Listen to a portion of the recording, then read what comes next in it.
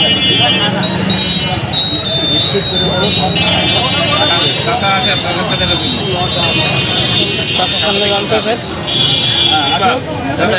বেঁচে থাকে তার কর্মে, কিছু মানুষ বেঁচে থাকে তার জীবন চলার পথে সেবামূলক কাজে। আমরা আজকে এমন একজন মানুষের সামনে উপস্থিত হতে চলেছি যিনি নাকি তার জীবনে পথে চলায় অনেক মানুষকে সেবা দিয়ে এবং দেশ বরেণ্য করে সেই শিক্ষকতার দায়িত্ব পালন করে চলেছেন। তিনি আলমডাঙ্গার কৃতি সন্তান। এই সব ক্ষণজন্মা মানুষের কারণেই হয়তো কোনো এলাকা গর্বিত হয়, কোনো জনপদ সারা বিশ্বের বুকে মাথা উঁচু করে দাঁড়ায়। আজকে আলমডাঙ্গাবাসী গর্বিত এমন একজন ক্ষণজন্মা মানুষের সন্তান এবং ক্ষণজন্মা পুরুষ হিসাবে যিনি আছেন, সেই মানুষটিকে আমরা পরিচয় করিয়ে দিব।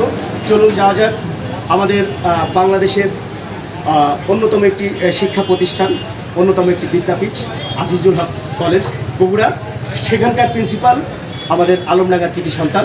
ওনার কাছেই স্যারের কাছে যাব, যে তার নাম জেনেই স্যারের কাছ থেকে বলবো যে এলাকায় ফিরে তার কেমন লাগছে নারীর টানে। আসসালামু আলাইকুম স্যার।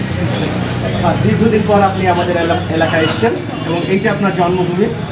তো আপনি আপনার পেশাগত জীবনে এখন একটি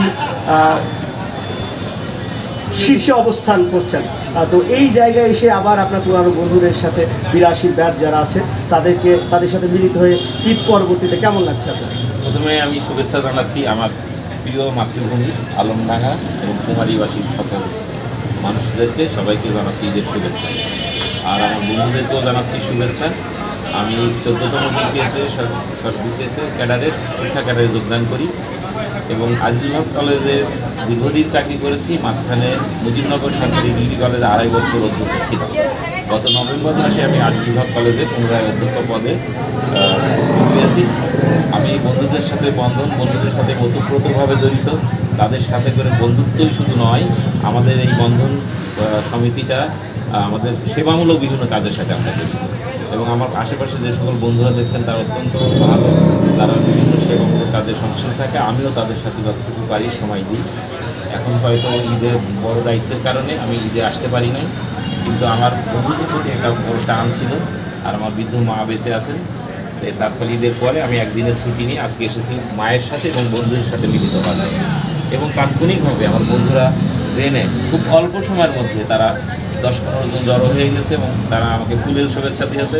আমি সত্যিই তাদের কাছে কৃতজ্ঞ এবং তাদের আন্তরিকতায় আমি খুবই অভিভূত যে তারা এতটা আন্তরিক। এবং আমার কাছে মনে হয় যে আমার প্রাণের টান, আমার রুট ঠিকই আছে এবং তাদের কাছে আমি চিরকাল কৃতজ্ঞ। একজন প্রফেসর হিসাবে আপনি বলতে পারেন, কারণ বাংলাদেশে হয়তো হাতে গোনা কয়েক হাজার মাত্র প্রফেসর আছে। আমরা হয়তো অনেকেই জানি না যে প্রভাষক থেকে শুরু করে এই প্রফেসর পর্যন্ত অনেক চড়াই উৎরাই বেরোতে হয়, শিক্ষাগত যোগ্যতা নিয়ে অনেক দূর যেতে হয়, মেধা বিকশিত করতে হয়, পাশাপাশি অনেক প্রকাশনী এবং প্রকাশনা থাকতে হয় তার। তো সব মিলিয়ে আপনি একজন পূর্ণাঙ্গ প্রফেসর। আলমডাঙ্গার জন্য এটা কিন্তু একটি গর্বের বিষয়।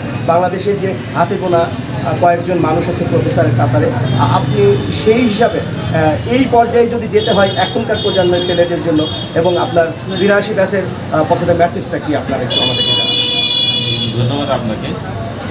আসলে যে কোনো পেশায় সফলতা নির্ভর করে তার আন্তরিকতা, সততা এবং পরিশ্রমের মাধ্যমে। এবং আমি 1993 সালে 14তম বিসিএসের মাধ্যমে প্রথমে মেহেরপুর সরকারি কলেজে যোগদান করি। 1 বছর পরে সরকারি আজিজুল হক কলেজে চলে যাই। এটা বিশ্ববিদ্যালয় কলেজ, সেখানে 23টা সাবজেক্ট অনার্স এবং মাস্টার্স আছে। সেখানে আমি খুবই আন্তরিকতার সাথে ক্লাস নিয়েছি, পড়িয়েছি এবং নিজের কথা নিজে বলতে নাই যে সাধারণত সরকারি কলেজে 2টার পরে ছেলেমেয়ে থাকে। MA ক্লাসে 4টা পর্যন্ত ছেলেমেয়েরা আমার ক্লাসে ভরা থাকে এবং বগুড়া শহরে সবাই এক নামের মতো একজন সফল শিক্ষক হিসেবে জানে এবং প্রচুর স্টুডেন্ট পড়িয়েছি, তারা সমাজে বিভিন্ন বড় বড় জায়গায় প্রতিষ্ঠিত। শিক্ষকতা জীবনে আমি সফলতা অর্জন করেছি। এর মূল মন্ত্র হলো, আমার বন্ধুদেরকেও বলবো, আমার পরবর্তী প্রজন্মকেও বলবো, যে কোনো কাজে বা দায়িত্বে সততা, দক্ষতা, পরিশ্রম এবং একাগ্রতা সফলতা।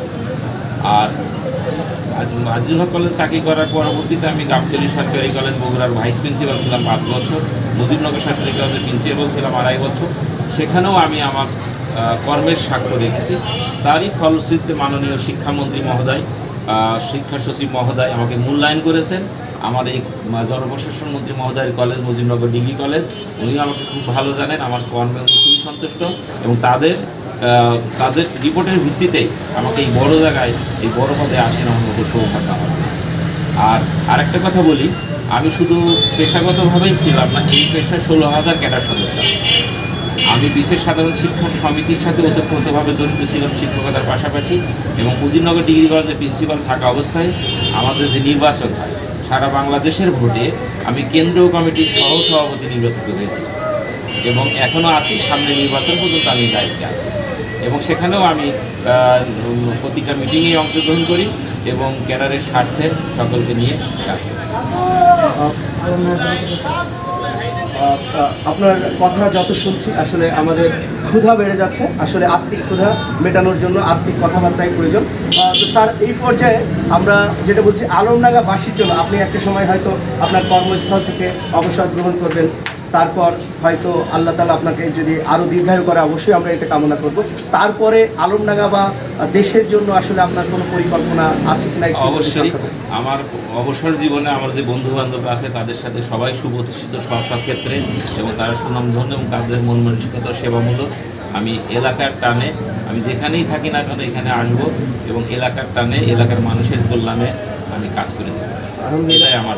আপনার 82 ব্যাচের আলমডাঙ্গার বন্ধুরা কিন্তু ভ্রমণ পিপাসু মানুষ, সবাই জানে। প্রত্যেকেই স্ব ক্ষেত্রে প্রতিষ্ঠিত এবং প্রত্যেকে কেউ ব্যবসা করছেন, চাকরি করছেন, তারা কিন্তু সুনামের সাথে করছেন। তো আলমডাঙ্গাতে কি আপনাদের 82 ব্যাচ কোনো পর্যটন কেন্দ্র করবেন কিনা, এটা পার্সোনাল করছি না? অবশ্যই সব ধরনের প্রচেষ্টাই থাকবে। আমাদের রাসূলুল্লাহ সাল্লাল্লাহু আলাইহি ওয়াসাল্লাম বলেছেন যে তোমরা ভ্রমণ করো, ভ্রমণের মাধ্যমে মানুষের ঈমান পরিপক্ক হয়, তাদের ভিতরে মন মানসিকতা উদার হয়। যখন পাহাড়ের কাছে যায় মনটা পাহাড়ের মতন হয়ে যায়, সাগরের কাছে যখন যায় সাগরের মতন মন উদার হয়ে যায়। এবং তার মাধ্যমে আমি মনে করি আমার বন্ধুরা বা অনেক উদার হয়েছে, উদার মন মানসিকতা নিয়ে আছে এবং তাদেরও পরিকল্পনা সেবামূলক কাজে, দেশের সেবায়, বিশেষ করে আলমডাঙ্গার সেবায়, আলমডাঙ্গাবাসীর সেবার জন্য আমরা আমাদেরকে পরবর্তী জীবনটা নিবেদিত করি। ধন্যবাদ, অনেক কিছু জানতে পারলাম। সুপ্রিয় দর্শক, সম্ভব হলে হয়তো আরেক সময় আর অন্য কোনো দিন আমরা হয়তো এই মহান মানুষটির সাথে আবার যোগাযোগ করব, আবার দেখা করব, আরও বিস্তর কিছু জানতে চাইব। আপনাদের যদি জানার আরও কিছু থাকে আমাদের অবশ্যই কমেন্ট করে জানাবেন। আর সত্যিই তাই, যখন পড়বেন আমার পায়ের চিহ্নের বাটে, আসলে এইরকম মানুষগুলো যখন হয়তো থাকবে না তখন হয়তো আমাদের স্মৃতির আর্কাইভে থেকে যাবে আগামী প্রজন্মের কাছে। এইসব মানুষ আমাদের এলাকাকে বাঁচিয়ে রাখুক তাদের কর্ম এবং যোগ্যতায়। ধন্যবাদ স্যার আপনাকে। আপনাকেও ধন্যবাদ আমার সাক্ষাৎকার নেওয়ার জন্য এবং ধৈর্য ধরে কথাগুলো শোনার জন্য।